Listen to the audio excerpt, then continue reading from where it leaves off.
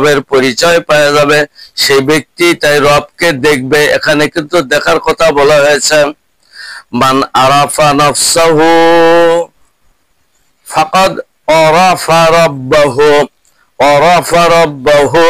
তো এই ব্যক্তিটাই রবকে দেখতে পারবে, রবকে জানতে পারবে। এই জন্য আল্লাহ রাব্বুল আলামিন সর্বপ্রথমে আল্লাহ রব নামের পরিচয় দিয়েছেন। আবার কোরআন শরীফের শেষের সূরার মধ্যে আল্লাহ রাব্বুল আলামিন আবার রবের পরিচয় দিয়েছেন। এবং ওহীর শুরুতে যে সূরা নাযিল হয়েছিলেন আল্লাহ রাব্বুল আলামিন, ওইখানেও কিন্তু রব নামে পরিচয় দিয়েছে, ইকরা বিসমিকা রাব্বিকাল্লাযী খালাক। আল্লাহ রাব্বুল আলামিন বলছে তোমরা পড়ো আমি রবের নামে। কার নামে? রবের নামে। এখানেও আল্লাহ রবের পরিচয় দিয়েছেন। শুধু তাই নয়, যদি আপনি ইবাদত করতে চান, নামাজ যখন পড়বেন, নামাজের রুকুতে যখন যাবেন, তখনও কিন্তু রবের পরিচয় আপনি পাবেন। এইখানেও আল্লাহ রাব্বুল আলামিন বলে দিয়েছে সুবহানা রাব্বিয়াল আযীম।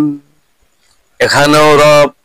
সিজদাতে যাবেন, ওখানেও পাবেন সুবহানা রাব্বিয়াল আ'লা, এখানেও রব।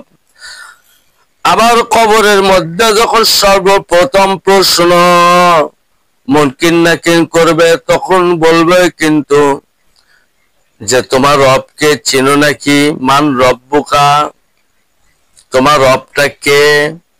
এখানে কিন্তু আল্লাহ রাব্বুল আলামিন বলে দেন নাই, মুনকির নাকির বলেন নাই। মান ইসমু রব্বুকা, তোমার রবের নাম কি? আল্লাহ, এই কথা কিন্তু আসে নাই।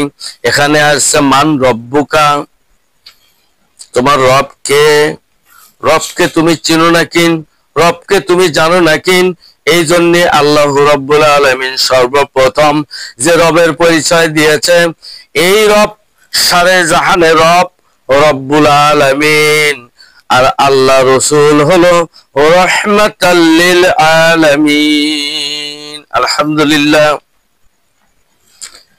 তাহলে এখানে আল্লাহ রাব্বুল আলামিন আল্লাহর বৈশিষ্ট্যের পরিচয় দিতে গিয়ে তার রব শব্দের মধ্য দিয়ে রব নামে আল্লাহ রাব্বুল আলামিন পরিচয় দিয়েছেন।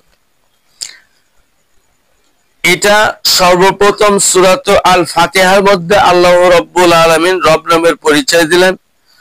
আবার আল্লাহ রাব্বুল আলামিন সূরার শেষে সূরা নাসের মধ্যে আল্লাহ রাব্বুল আলামিন কিন্তু রবের পরিচয় দিয়েছেন।